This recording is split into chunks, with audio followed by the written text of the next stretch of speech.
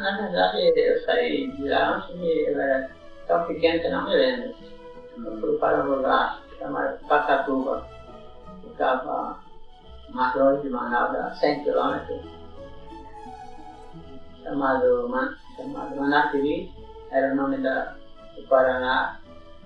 O lago, realmente onde ele estava morando, meu pai morava, era chamado Pacatuba. Então era um lago que esse Pacatuba era um lago. Era um lago. E Manaquiri era era a região. a terra.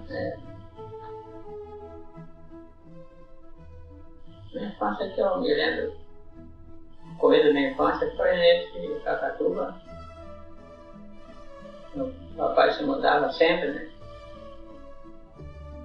Passamos uns tempos em um lugar chamado São João, onde tem uma terra muito boa, que para mim foi a parte da minha infância muito boa, porque tem muita surpresa, né?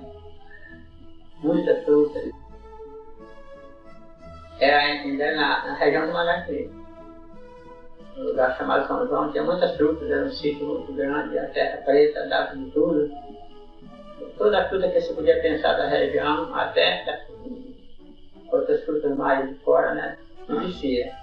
Mas foi um período de talvez se eu tivesse uns 8 a 9 anos, foi 2 anos mais ou menos.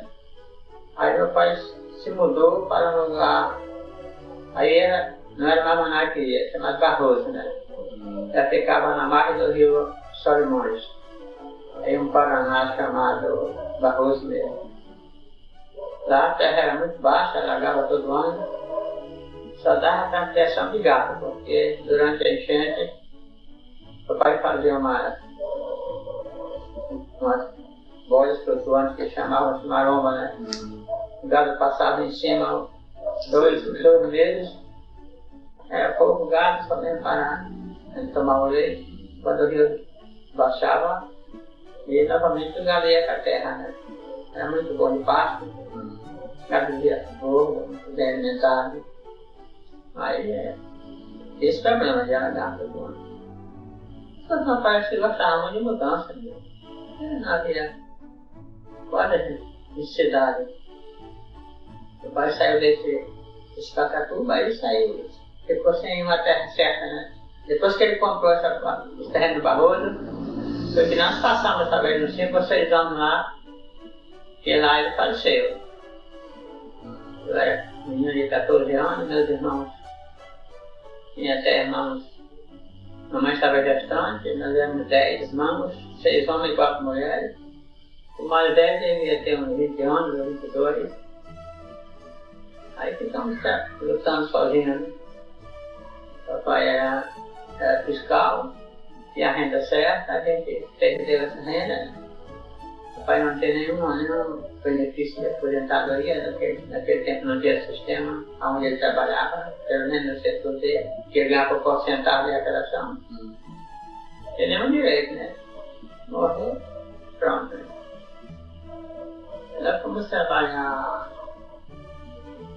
tentar agricultura, alguma coisa, mas não era muito negócio. Nós pensamos em ser madeireiro, fomos trabalhar em madeira. Quando eu fui a primeira vez para trabalhar em madeira, fui para um lugar muito esquisito, um lugar muito, sei lá, amedrontador mesmo.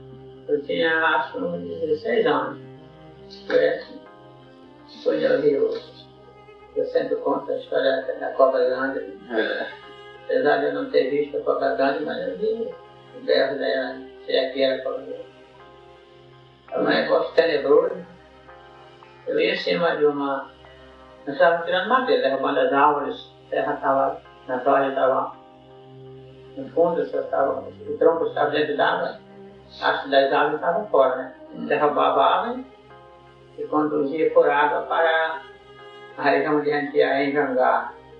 Isto é, preparar uma balsa para trazer o reboque do motor. Né? Eu ia trazendo uma árvore que flutuava, e aquela árvore ia tranquilo, né?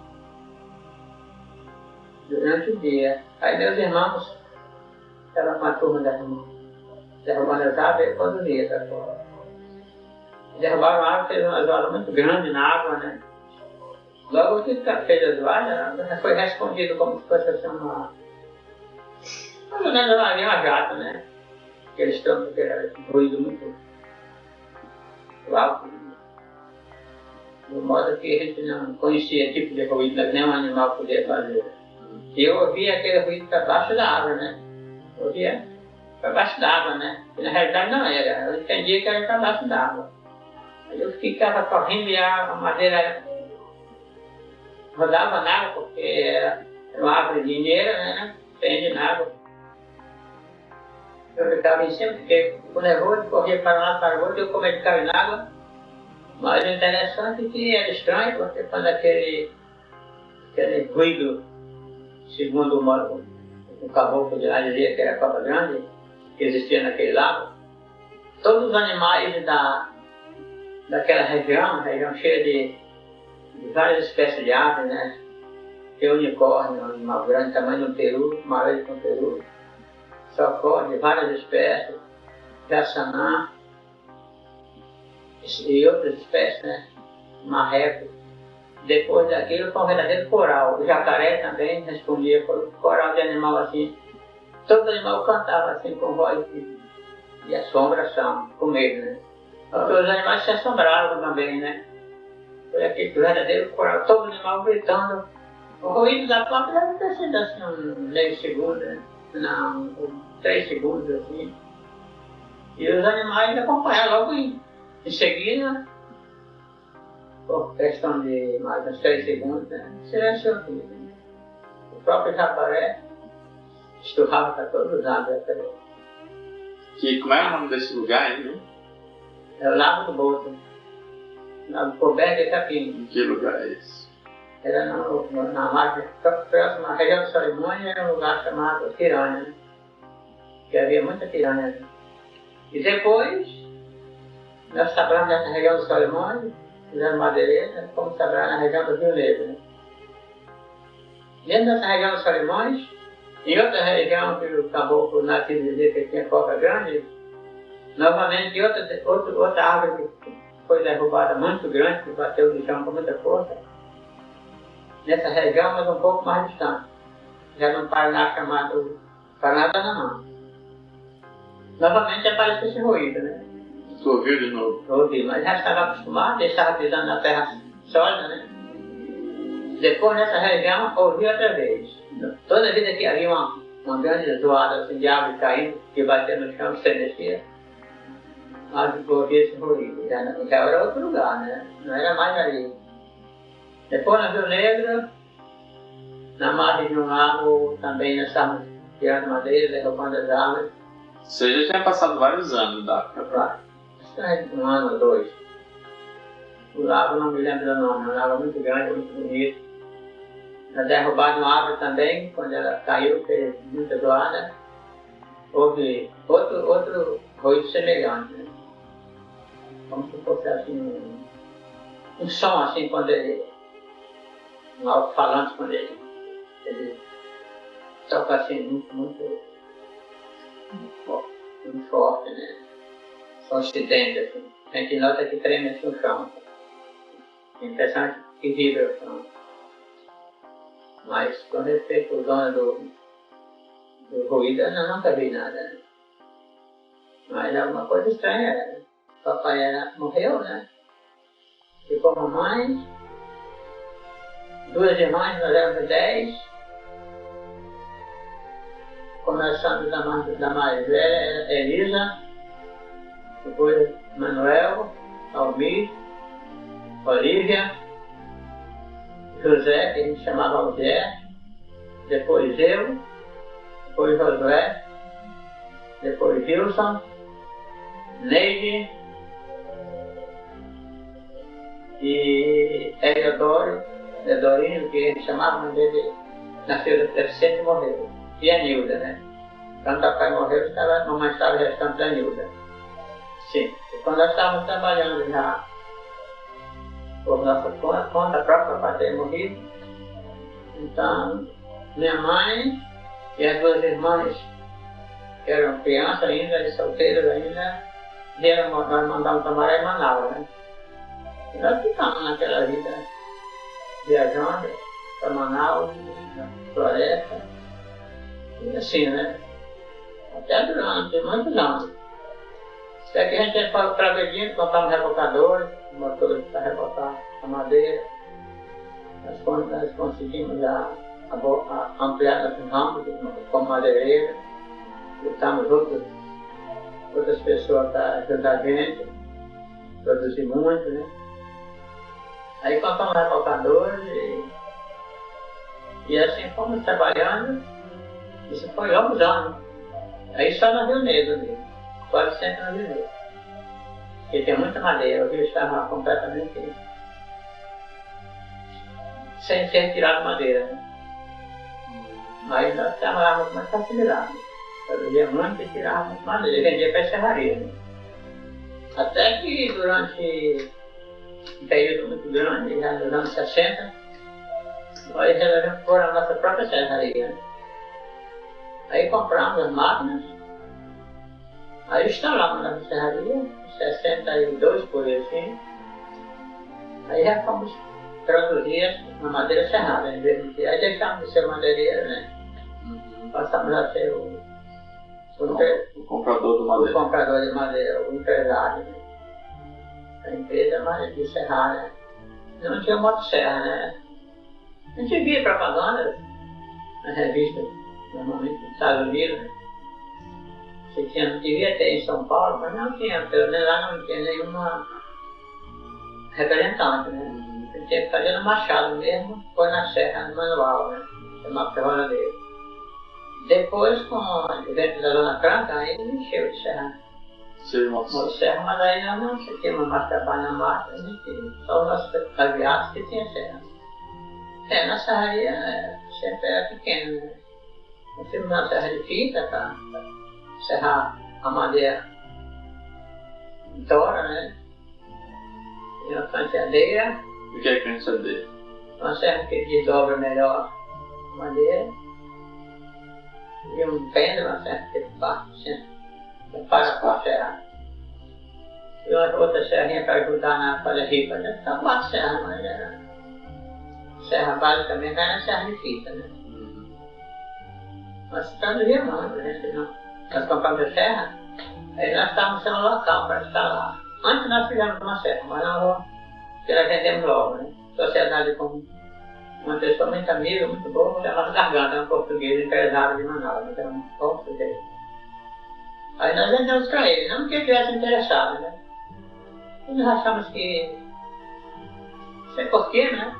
Ele ficou com a nossa parte, que ele nem queria, mas ele disse, olha, essa serra, eu só contei e fico contando com vocês, eu não sou empresário, eu não sou de serraria, eu sou dono de casa de peça. Ele tinha uma grande casa de peça da Mora de Manaus na época.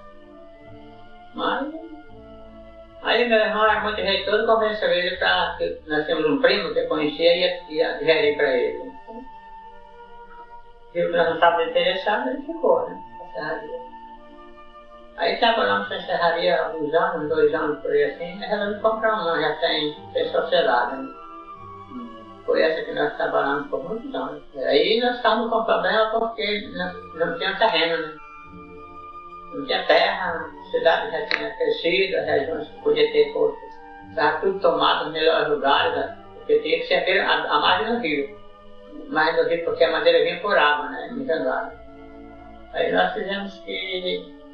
Aí nós pensamos em montar uma flutuante. Não existia serra flutuante, acho que no mundo inteiro. Segundo os conhecedores, o guia turístico que passava por lá, que era a única no mundo. Enormes boias de madeira flutuante, que da região de lá, que eu acho que só tem mesmo na Amazônia. Madeira de um diâmetro de vários metros, né? Nós fizemos uma flutuante em cima de madeira flutuante que resistia a mais de 20 toneladas. Dá para trabalhar. Botamos as máquinas que pesavam mais 10, por assim, né? O resto ficou para pôr madeira serrada. Não se deixava acumular muito, porque fundava, teria que tirar. A gente vendia bem, né? Ia serrando e ia vendendo. Porque nossa freguesia era o povo que morava no interior, né? E lá, portanto, 80% na estrada, é barco, né? Então deu certo porque os barcos encostavam no flutuante e compravam madeira. Houve um problema durante a Revolução, estourou a Revolução, existia a cidade flutuante, né? Manaus está se tornando uma favela flutuante. O cara, para facilidade de um homem do interior vir morar na cidade, então ele fazia a casa dele flutuante no interior, entrava dentro dela e mandava um rebocador trazer para o porto de Manaus. Já tinha uma verdadeira cidade flutuante, milhares de habitantes flutuantes, né? Mas a cidade estava, na verdade, ficando horrível, né? Dando marginais, porque é difícil policiar, o flutuante amarrado no osso, fazer recursos assim nas varandas do flutuante, né? Tudo improvisado. Quando dava um tempo forte, era horrível. Durante a Revolução 64? Resolveu tirar toda a cidade flutuante, as casas flutuantes. E como a nossa serraria era flutuante, tivemos que sair. Porque a serraria também era em Manaus. Era do lado de Manaus. E era lá perto dessas casas. Dessa região, né? Eles eliminaram todas as casas flutuantes, teriam que sair, né? Então nós tivemos que conseguir um terreno na outra margem do rio. Do Rio Negro. Alugar só um terreno lá só para amarrar a nossa serraria, a balsa. Depois o homem, tivemos sorte quando resolveu vender, né? Aí nós não botamos nessa terra, porque a vantagem que tinha dentro dela é que não tinha quase mão de obra, não tinha que jogar aquele débito fora, não tinha que conduzir. Então, porque serrava, o próprio pó de serra se perdia na água, né? Não era preciso estar carregando para pôr num caminhão e pôr no lugar longe, então tudo que não prestava era só soltando. Já soltando ele ia embora na vida, né? O rio era muito grande, né? A terra pesava alguns milhares de anos. Então, durante o tempo que nós fizemos foi flutuante. Se damos bem, né? Não tinha outra vida. É melhor flutuante do que como as outras. Agora, os montadores de Manaus não acreditavam que ia prestar, né? Porque não pode sofrer diferença. Eu, apesar de ter experiência, eu já tinha montado uma primeira com um rapaz que sabia, que tem muita inteligência, capacidade de tudo, o Zé Maurício. Então, a segunda vez eu planejei, no meio do flutuante, que pudesse sofrer diferença, pudesse até balançar e não mexesse com a base da terra. Planejei e deu certo. Até hoje ainda está funcionando na mão da pessoa que nós vendemos. Quem que você vende? Agora uns parentes nossos, né? Parentes de onde? É da família Nunes, né? É nosso parente. É um parente longe, né? É um parente aqui do Acre. Eles são empresários mesmo, deve ter empregado, deve estar muito grande eles. Jovens, todo dia eles estão acostumados com lutar, né? Tem espírito de empresário. Deve ter empregado mais. Aí depois que nós vendemos, pronto. Depois meu irmão morreu, o Almir morreu. Durante nós compramos outras também, instalamos em um lugar em terra. Isso aí já era em que ano? Sim. Esse período da última serraria aí, que o homem morreu, foi em 80 e pouco. 6 anos. 6 anos. Aí nós mudamos de ramo. Já tinha padaria, padaria. Nós temos duas serrarias. Então, onde é que era essa serraria? A outra é no Castanho, né? Aí nós vendemos todas as duas. Mas aí já não era flutuante, mas não, essa não era flutuante. Mas a flutuante era melhor, porque ela estava num ponto muito bom de venda, né? Tudo que produzia, vendia. Já a outra que não era flutuante, estava em uma região, município pobre do Amazonas, quase não comprava madeira. Tinha que conduzir uns 100 km pela uma estrada péssima, cheguei em Manaus, encarecia, nós não temos caminhão. É melhor vender, né? Eu fui trabalhar só com a padaria, né? Que era só minha mesmo, né? E a sociedade foi desfeita assim pela venda, cada qual recebeu pela venda. Pronto.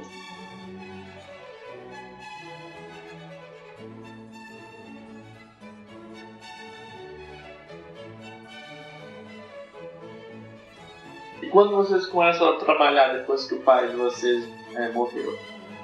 Vocês foram trabalhar com carvão mesmo? Não.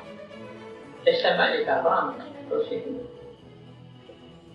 lá na região que eu falei, no Barroso, que nós criamos gado, quando o rio enchia, o rio passa 6 meses descendo e subindo, não, é 6 meses certo. Né? Um ano ele faz esse percurso, desce e sobe. Então quando ele está no alto da cheia, os terrenos são alagam, né? E a gente tem que ter um lugar, um retiro para transportar o gado para as terras altas. Né? A casa às vezes alaga, às vezes não chega. Os caras são terras altas, cheios de compridão. Que alaga, mas fica atrás de cima. Aí todo mundo anda de canoa, né? Mas todo mundo de canoa. Aí a gente transportava o gado para a terra firme e ia para o nosso retiro na terra firme. O lugar de criar o gado é melhor na fase mesmo. Terra firme tem muito tosse que o gado come e morre. Timbó, né? Um gosto que mata o gado, né? É veneno. O gado não sabe, vai comer. Mas se não fosse o gado, por que você não ia morar na terra? E é ruim, né? A terra não é boa, nem lavada. Porque o gado, né? O homem da terra firme é mais pobre mesmo do que o que está lavado, né?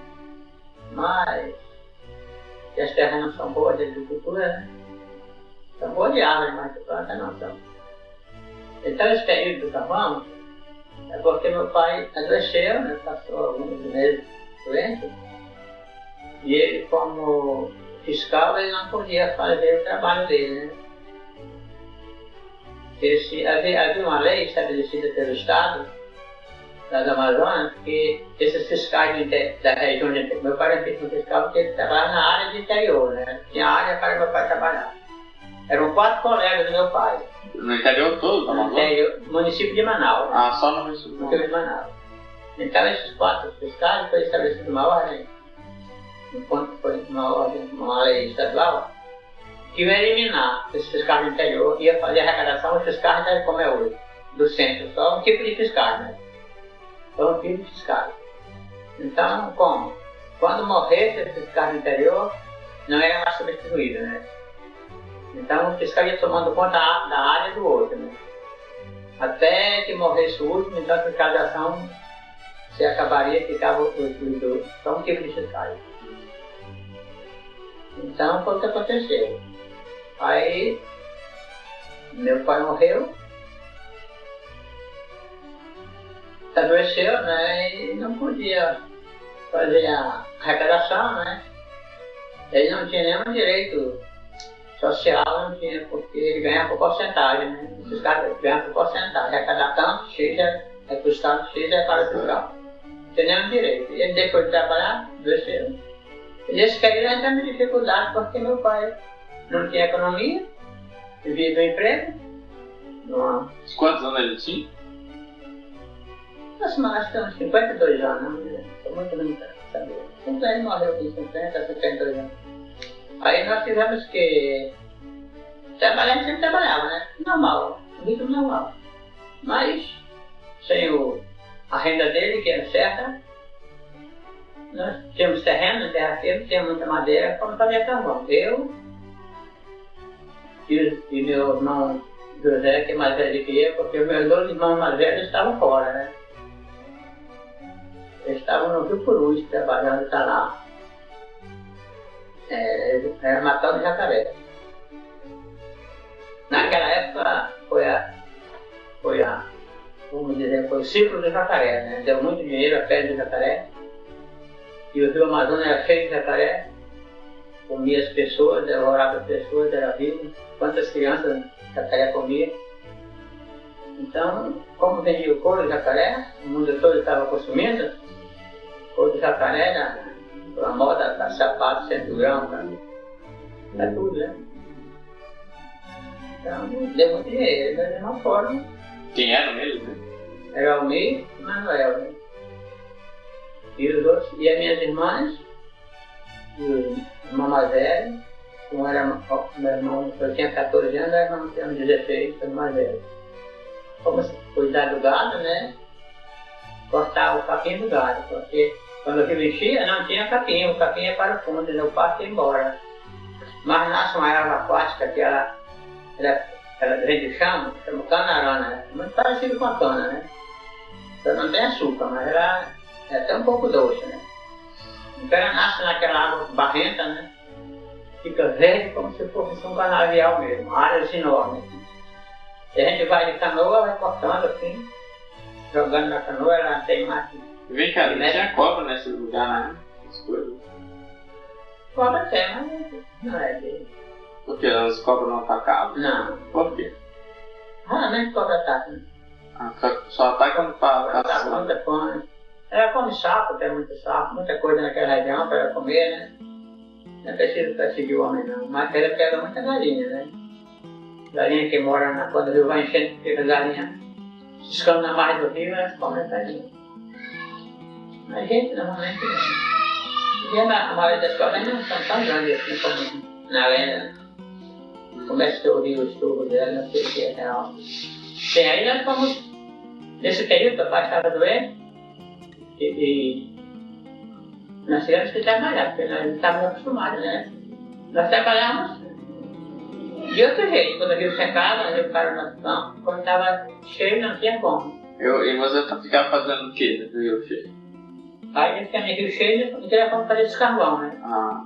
Tinha um rapaz. Aí vocês iam lá pra terra firme fazer o carvão. Aí nós fomos, esse só este ano, né? O pai adoeceu e morreu. Aí nós fomos pra terra firme, durante esse período de cheio nós estávamos fazendo carvão para custear. Isso é no meio do mato, não é nenhuma cidade nem nada. É na região de Manaus. É interior, 100 km de Manaus, mais ou menos. É interior, tinha só vizinho, né? Quando o rio secou, nós viemos para o nosso terreno, a margem do Carmão, do Barroso. E passamos mais alguns anos, depois resolvemos se mudar. Isso depois do teu pai não ter morrido. Teu pai morreu no tempo do carvão?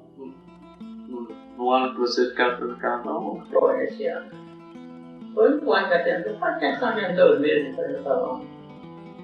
Foi eu e o irmão, nós fizemos quase menino. Aí nós não sabíamos fazer carvão. Deu só terra e muita árvore. Era de vocês a terra? É, aí tinha um morador lá que é uma poça. Tinha um morador lá que o meu pai, que ele sabia fazer, nos ensinou. Aí nós fizemos tanto carvão que o nosso comprador não pôde mais conduzir. Saímos de lá e ficou um monte de carvão. Só eu e meu irmão, mas só irmão pequeno. Ele foi carvão que não deu conta, né? O comprador. Aí ficou lá, comprou o que pôde, mas deu pra gente sair, né? Aí nós não fizemos mais carvão, não. Fomos ser madeireiro mesmo. Isso nós passamos dessa fase do carvão, papai morreu, uns 2 anos mais ou menos. Assim um pouco sem o equilíbrio, depois tomamos na nossa direção, né? Rédea. Foi quando nós deixamos a mamãe em Manaus, mamãe e a mãe moravam em Manaus. A gente alugava a casa, às vezes nós tínhamos casa em Manaus para ela e as 2 irmãs novas que estudavam, né? Nós ficamos nesse trabalho para o tempo, como já falei, madeireiro, até que compramos a serraria. Que nós se estabelecemos em Manaus. Quando nós morávamos, meu pai vivo, por 11 anos, desse Barroso, minha mãe tinha muito interesse que a gente estudasse, né?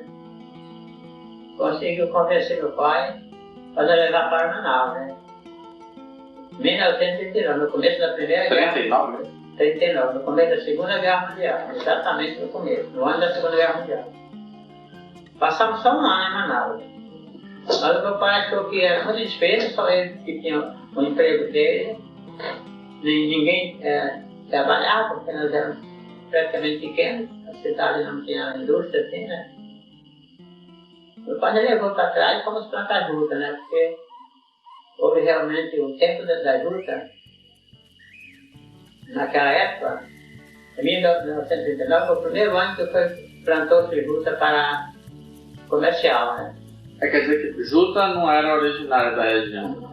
A história da juta foi o seguinte, foi um japonês chamado, não me lembro agora, vou ver se me lembro. Conseguiu ir do Japão, nas Índias, tudo é das Índias, né?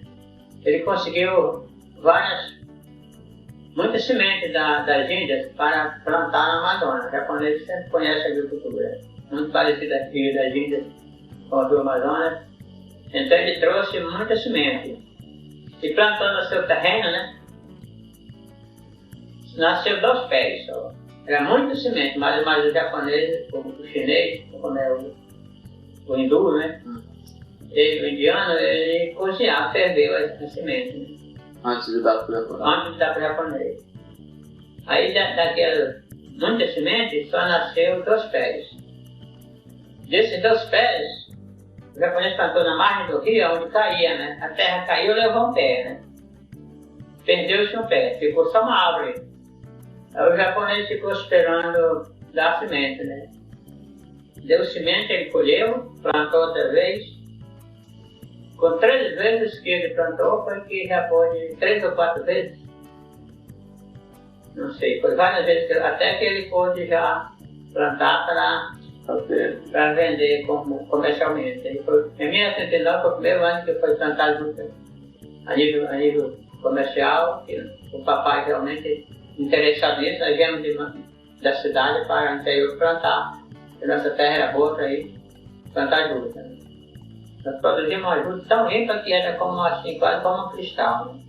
Limpávamos muito bem, batido, ficava super limpa.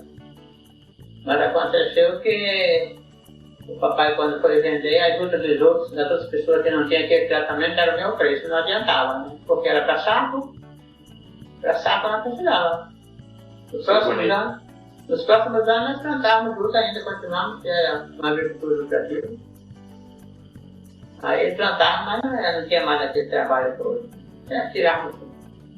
Sem limpar mesmo, era fazer saco para vender. Aí tinha muitas fábricas de saco de juta, né? Fábrica daqui de São Paulo, foram filial lá no Amazonas. Fábrica chamada Taubaté, uma fábrica de fazer saco. E outras, né? Aí o Amazonas teve um progresso muito grande. Eu acredito que foi melhor que a da Zona Franca. Eu diria que era o círculo da juta, porque o dinheiro era o interior produzindo divisa, né? Agora não, agora a multinacional só dá emprego, né? Naquele tempo a juta dava dinheiro, dava mão de obra e dava dinheiro para o homem do interior. O homem do interior ficou bem. Meus parentes que moravam no interior, todos compraram barcos. Hoje em dia são empresários fortes, porque eles sabiam trabalhar, tinham cabeça, mas começaram da juta, né? Primeiramente eles começaram plantando, depois passaram a ser comerciante de juta, comprando e vendendo para fábrica. Hoje praticamente a juta está quase sem importância, porque os empresários de São Paulo, eles começaram a comprar das Índias, porque as Índias vendiam mais barato do que a produzida no Amazonas. Né? Porque o povo das Índias é um povo que muita miséria, né? Então quer saber se produz alguma coisa. E mais experiência talvez, no trato de ajuda da gente, segundo eram mais bem tratadas, né? Mais fortes. E como o governo deixou a empresária de São Paulo comprar a fibra das Índias, então isso aconteceu que houve pouca transparência na fibra. E que ano foi isso? Quando começou a construir? Quando acabou a juta, então. Não acabou, ainda hoje tem, mas a produção é insignificante. Né? Mas o apogeu da juta mesmo começou em 39, começou 45, anos 60, estava no apogeu, todo o interior era interior rico, se procurava um trabalhador lá, nesse tempo eu não plantava mais, eu estava com madeireiro, a gente conhecia. A pessoa procurava um trabalho, mão de obra era tão difícil que a pessoa tinha o seu roçado de juta, né, como se chama lá, não tinha trabalhador porque todo mundo estava ocupado, cada qual no seu, né. Era verdadeiro garimpo, cada qual cuidando da sua vida, não tinha empregado. Às vezes, que aquilo, o rio vai subindo, né, é plantado na lama. O rio vai secando, vai sendo semeado na lama, grande parte, né, nas praias, na margem do rio. Plantado na lama, semeando assim na lama. Aí ela nasce, quando o rio vai secando, ele vai enchendo, ele vai cortando, né. Cortando e põe de molho para amolecer na água. Aí quando eu vim enchendo, muitas vezes tomava enormes áreas porque não dava tempo, não tinha trabalhador, todos estavam ocupados, cada qual cuidando da sua vida. Mas foi um tempo maravilhoso para nós. Porque dinheiro. O homem do interior tinha dinheiro. Hoje o interior está praticamente sem condição, né? Só tem a centro, só a Zona Franca. Mas foi boa essa época. Porque depois da borracha, né? Na época da borracha foi no princípio do século, que eu não conheço, só na história. Né? Foi a melhor parte do 60% da economia do Brasil era da Amazônia. Isso é do princípio do tempo, o tempo do meu avô.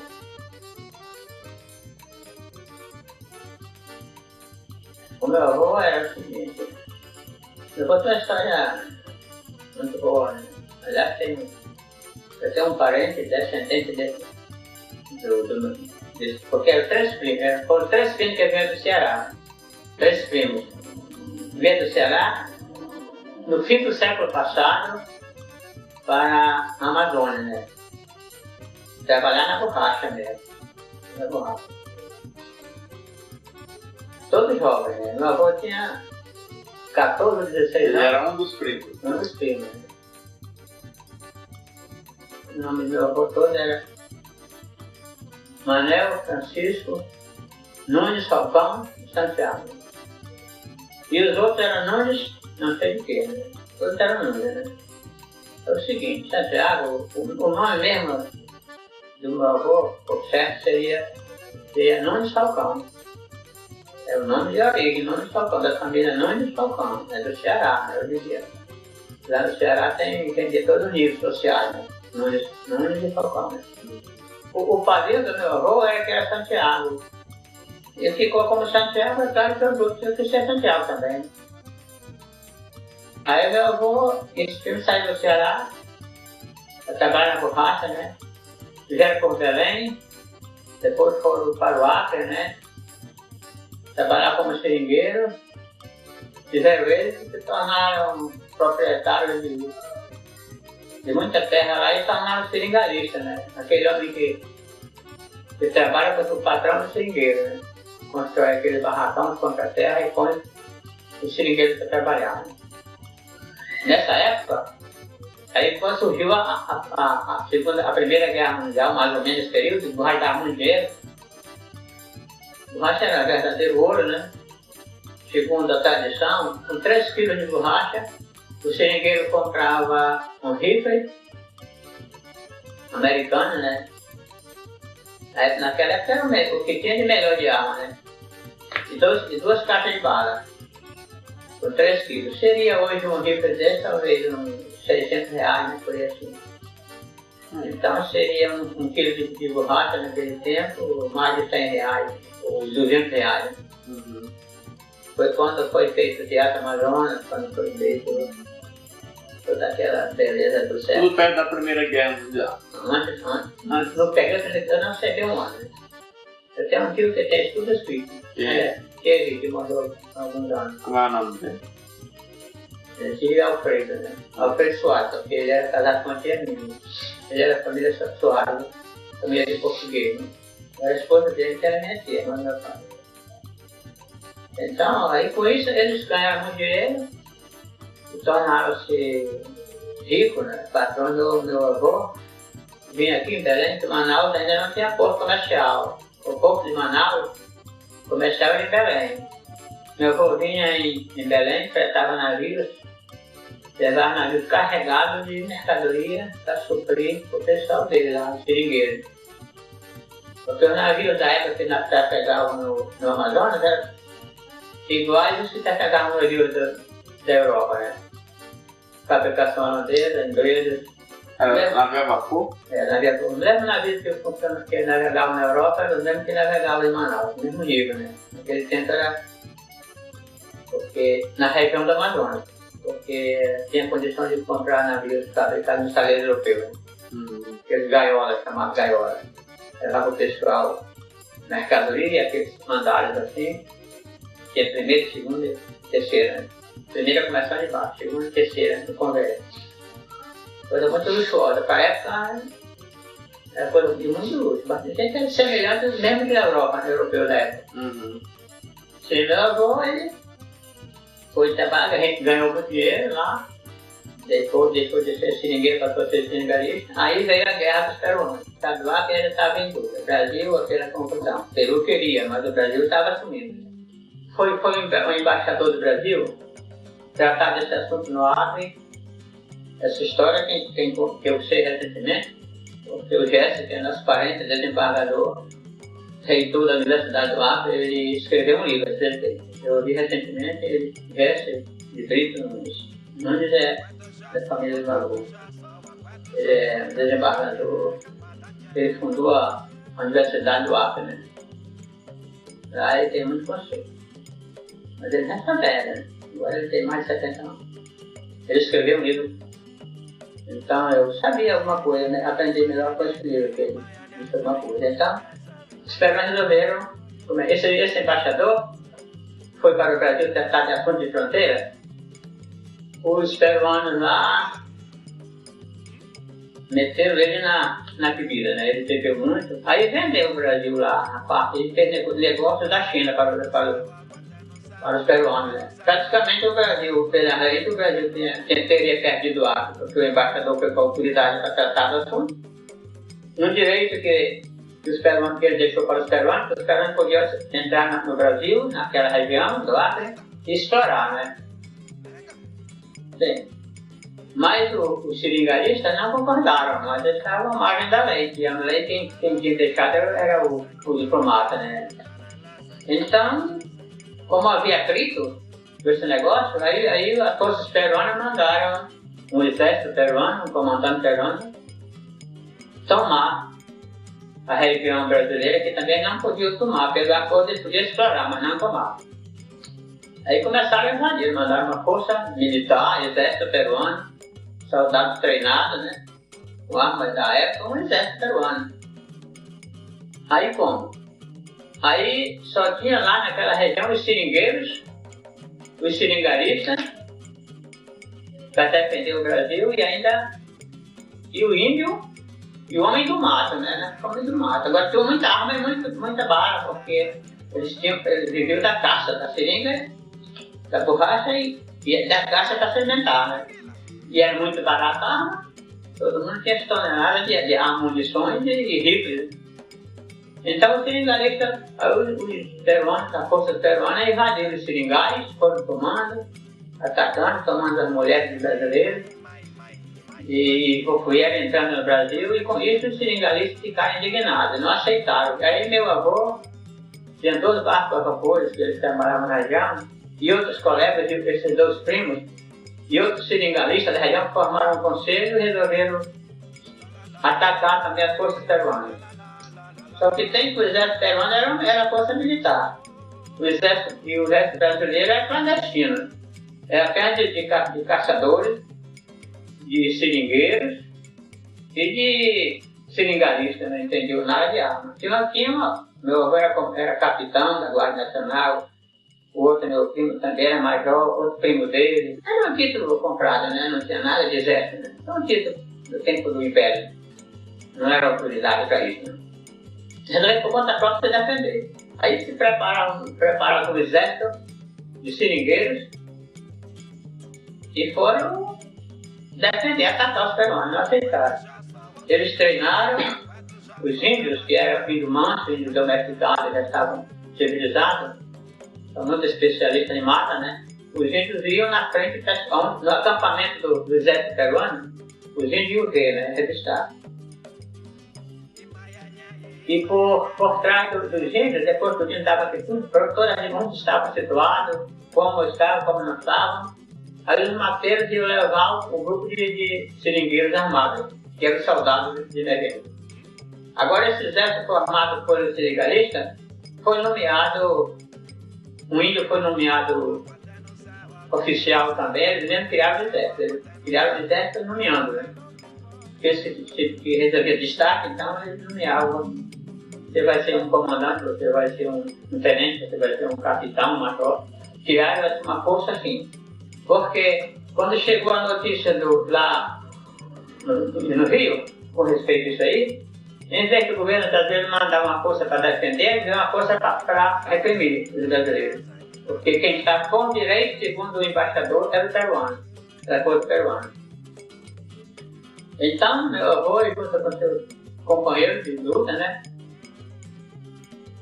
começaram a primeira etapa. Meu avô foi com as suas lanchas, logo, atacaram uma parte do exército peruano que estava localizado, eliminaram, prenderam outros, e depois, segundo eles sentenciavam a morte, né, fuzilavam, né, porque não podia deixar ninguém foi uma vitória, né? E outros grupos foram também, como era o sistema. O índio ia na frente, localizava, o rio pela mata, localizava, o rio estava cheio, muita água, localizava o grupo onde estava a força peruana, que estava dividido em 3 partes, parece.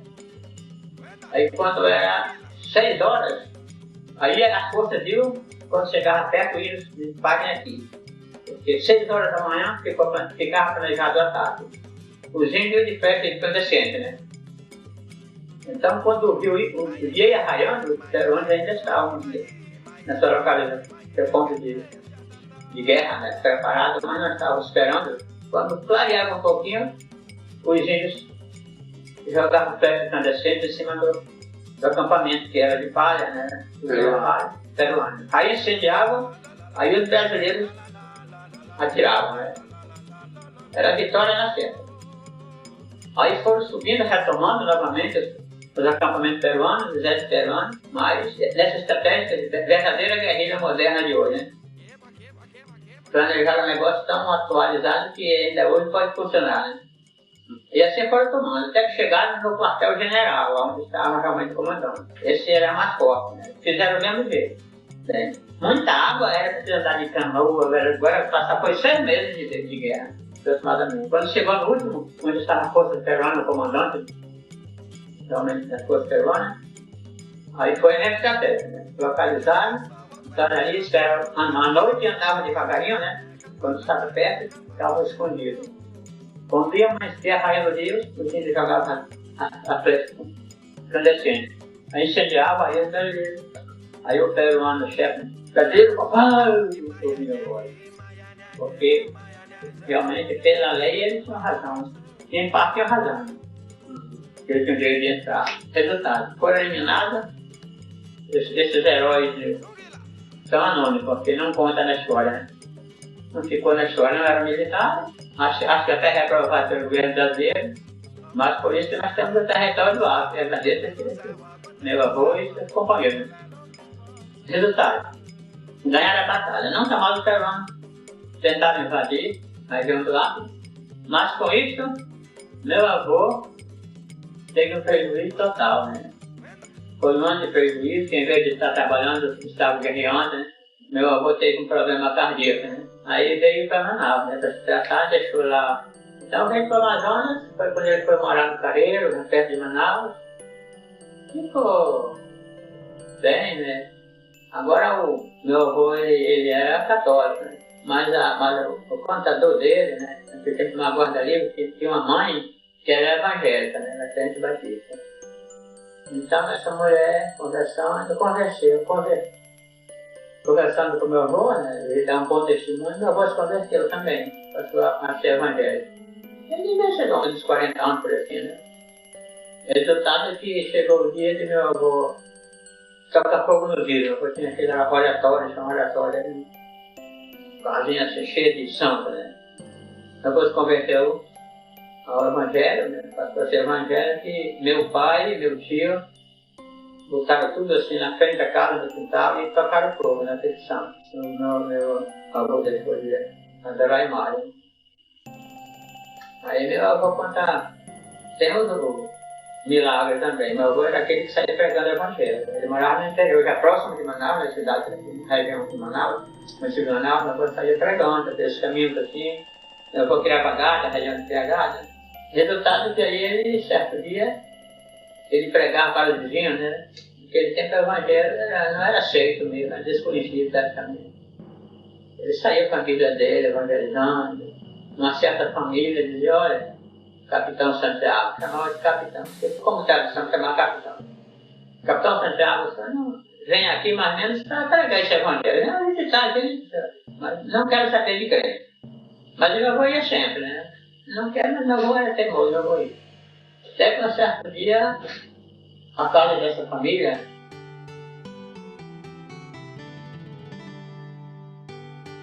estava no meio da casa, também foi mesmo que ser cerrado assim, né? Apagou a palha, parou. A palha não pode parar de pegar fogo, porque seria inflamável. Aí aquela família, realmente com esse milagre, né? Ela disse que prometeu que ia ser crente, né? Pronto. Meu avô, quando foi lá, foi muito fácil, não sei se é evangélico. E hoje é uma família de evangélicos, já deve, descendente dessa mulher, deve chegar a milhares, né? Família muito grande também, muito numerosa, pastores tem, pelo menos que eu sei, tem 3 pastores nessa família. Agora os outros, nova geração, que eu não sei mais como está. Me lembro que meu pai foi visitar meu avô, certa vez. Eu era criança, talvez tivesse uns 3 anos, por aí, muito novo, não sei a idade. Eu lembro assim, cheguei naquele barracão, assim, aqui já no Careiro, na região do Careiro, aquele velhão assim, deitado, me pegou no colo, assim, na rede, me abraçou.